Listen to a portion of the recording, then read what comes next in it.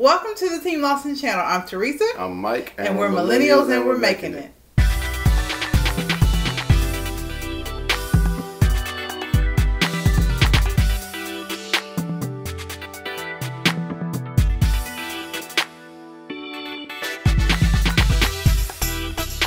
On our channel, we discuss all things that meet within the intersection of millennial, marriage, and special needs parenting.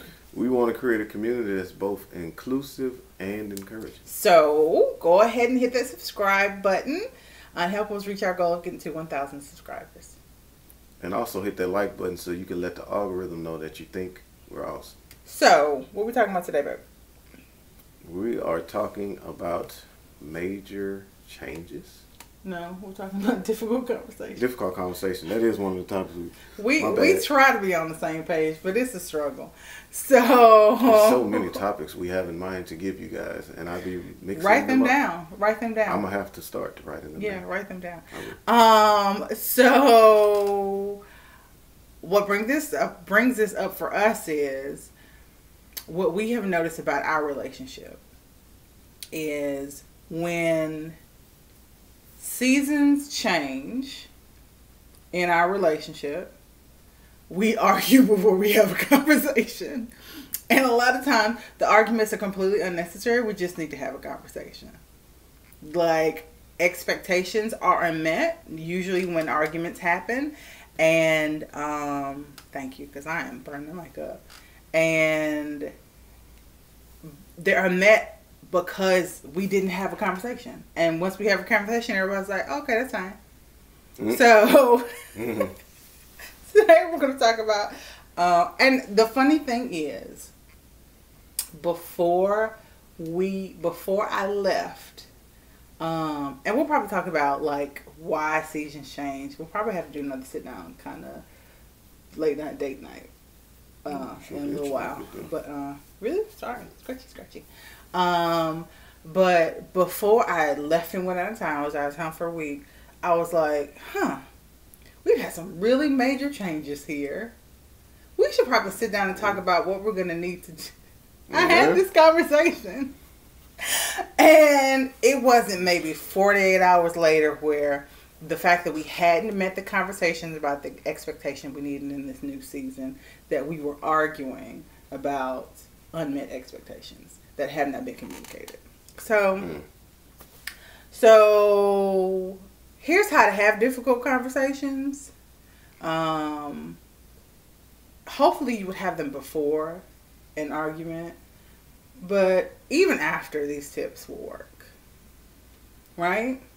Okay. 7 tips. And I'll put the link for this down below. I'm actually going to do it. I always say that I'm going to do it. It's 50-50, but I'm actually going to do it because these are helpful.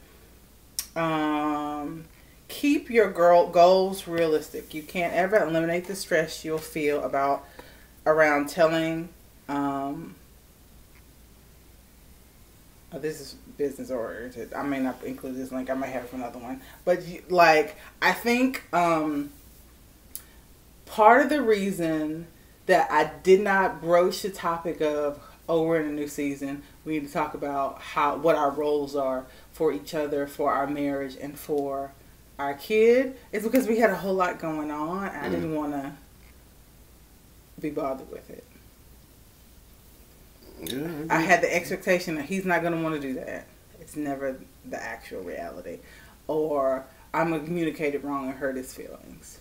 Possible, but it could be possible that I say it just the right way and his feelings aren't hurt. You know? Did you have any inclination that we were going to have a conversation? No. No. I'm just keeping it real. No, I did.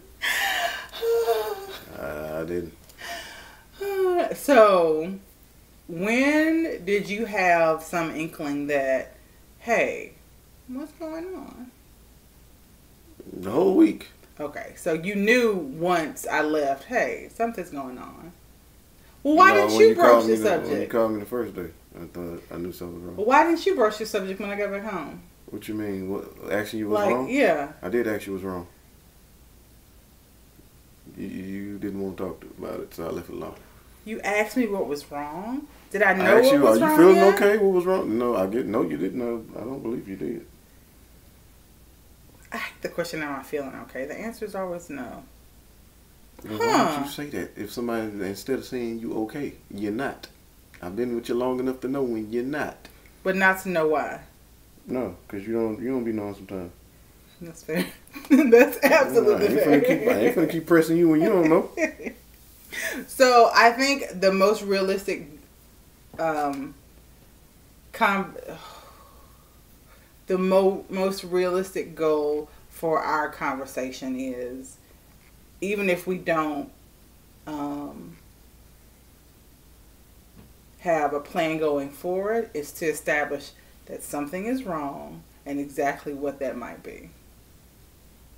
Especially if I'm always like, I don't know. Or, because a lot of times, like, I'm not, like, to people who are feeling stuffers, or people who are married to feeling stuffers, when we be telling y'all we don't know what's wrong with us, we really don't be knowing. Hmm. Like, it took me I was irritated all week. And it took me, and I didn't have a space to really worry about feelings, but it took me coming home and having a chance to lay down in the bed and to relax a little bit to figure out why I was so irritated and what I was upset about. And it wasn't like he had done anything wrong. I needed something and I couldn't communicate it because I didn't even know what it was. So I think the most realistic expectation that you can set when you're having a difficult conversation is the ability to either figure out or communicate what the issue is, even if you don't know how to move forward from that. Mm. Right? Man, I'm going to counsel y'all. It's all right. Mm. Okay. Give bad news up front. And I think part of the reason why we ended up arguing and not having the conversation is because I did not want... It wasn't like I didn't have bad news to deliver, but what I needed was not easy. Like, what I needed for you to do for me was not easy. Mm. And I know it's not easy because I always do it. Mm-hmm. And so if I am in charge of this difficult task and I'm asking you, hey, take these tasks from me, I have too much on my plate. It is hard for me to, in good conscience, do that to you when I know that you have a lot on your plate too. Mm-hmm. You're not just around here doing nothing, you know? And so, like, even if that's really what I need, like, and it's not technically bad news, it's hard to be like, hey, can you help me because I can't do this, and it's stressing me out that I can't do this, and it needs to be done, and I'm angry with you for not helping me even though I didn't ask.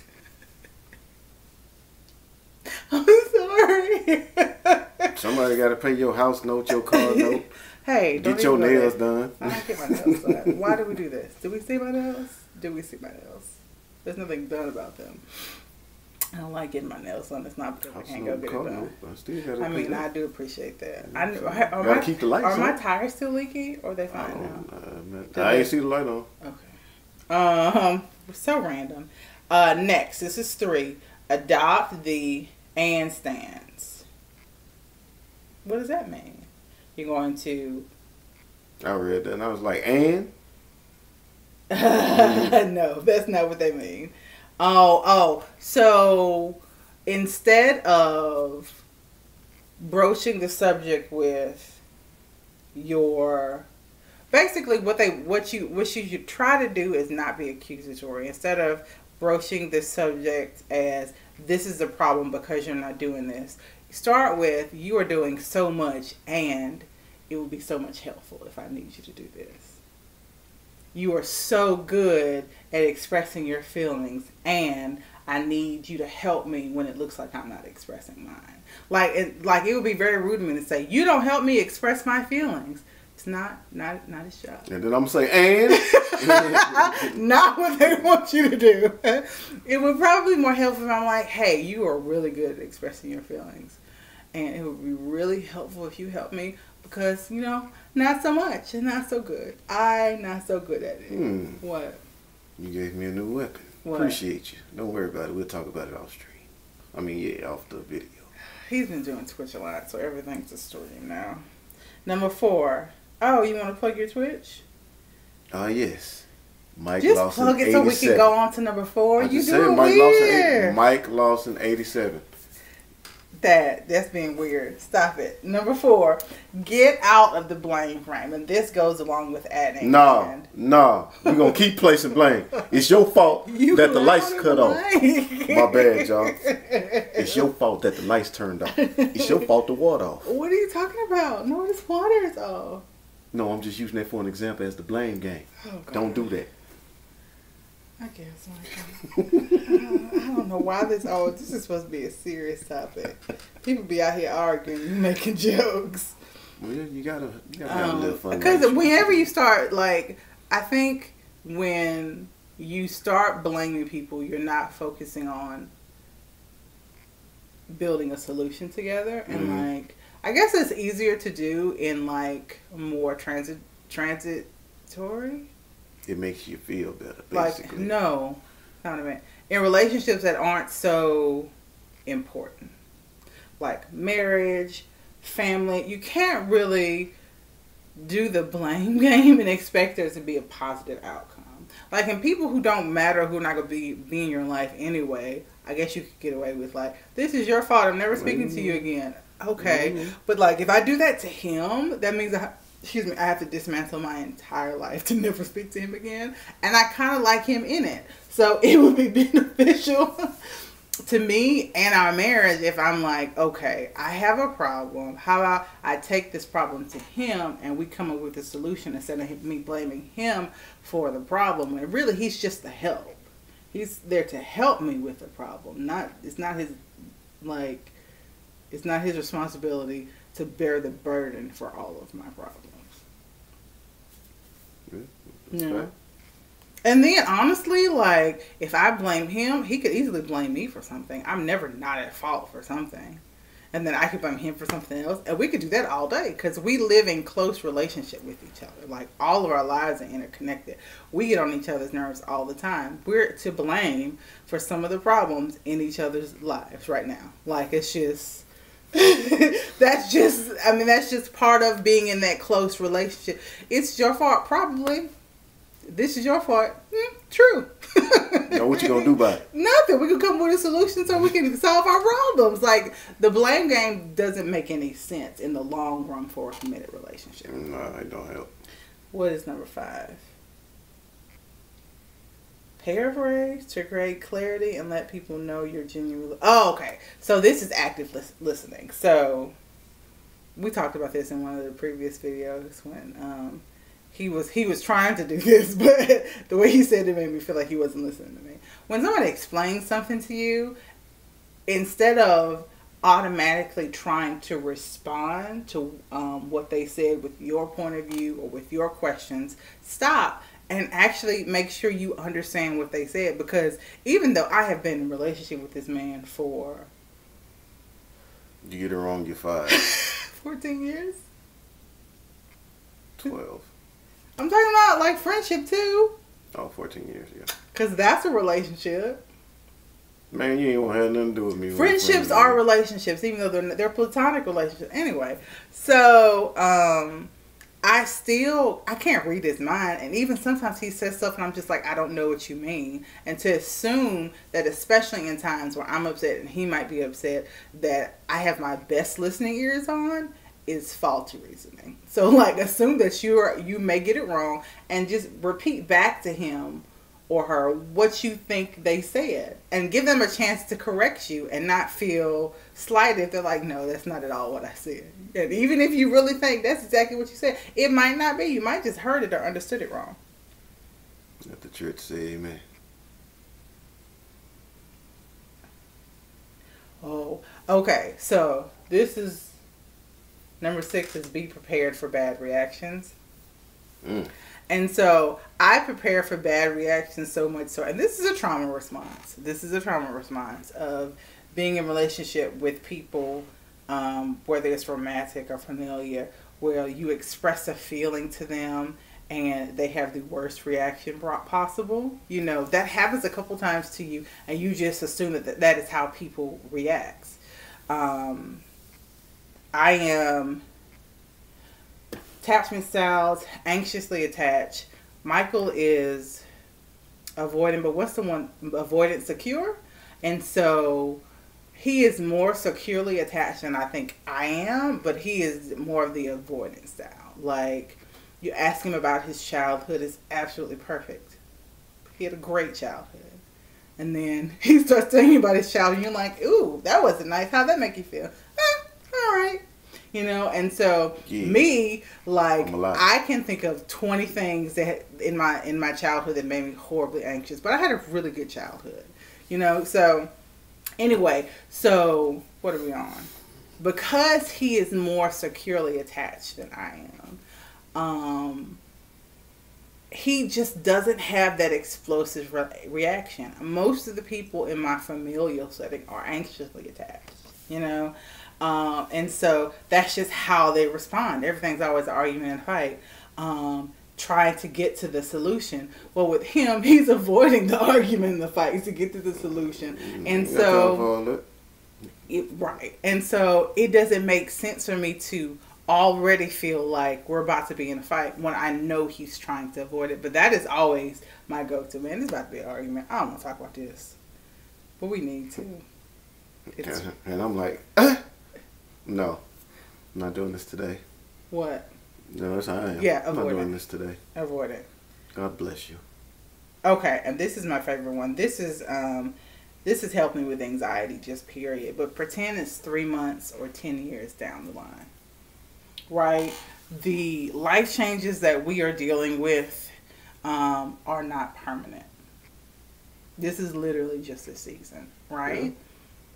Yeah. And so we're not establishing protocol for the rest of our lives. We're just managing our family throughout this next season of our lives. And so when we think about situating and getting ourselves through this season, it's helpful to think about, well, where will we be in 3 months, 6 months? Lord, I'll be so glad when this pandemic is over. I'm sick of y'all not wearing y'all masks, first of all. Go get vaccinated. You're chasing a rabbit. I am chasing a rabbit. But, like, being past all of that, like, what the world is going to look like and what our lives are going to look like within that world. And so the discussions that we're having now are not world-ending, life-changing. We're just trying to manage. Mm-hmm. And managing anything, including a relationship and a family and a marriage, you have to have those conversations about it, and that's just part of it. Yep. It's not world ending. Most definitely. Thoughts, comments, or concerns? Nah. How are we doing working as this team? We're doing okay. Communication. One thing I could do better, one thing. Communication's getting better.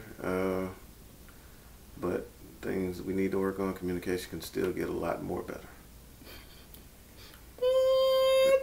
What do you mean, sir? I don't understand. Communication, the good thing is communication is improvement. The bad thing is there's still more room for improvement for us to get, for the communication to get better.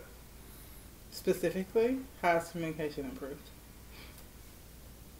I mean, we're talking about stuff more like what you just described in the video. Like, I mean, you know, expectations. I think we could get better at recognizing when we need to have conversations before we're in an argument. And also how we're feeling. Feelings are so dumb, though. You know, you have to take that up with the Lord, because He gave them to us. I just don't understand. Like, y'all people be out here feeling y'all feelings all the time. And that's our fault, huh?